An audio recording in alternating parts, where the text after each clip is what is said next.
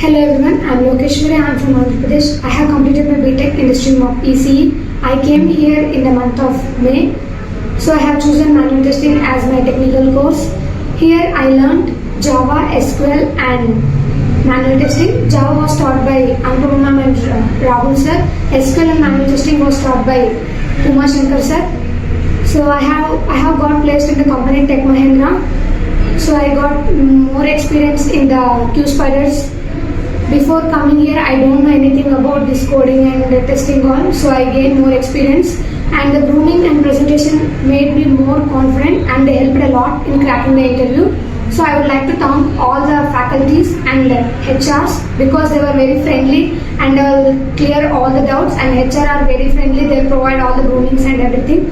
So I am very thankful to Qspiders and Qspiders Hebbal.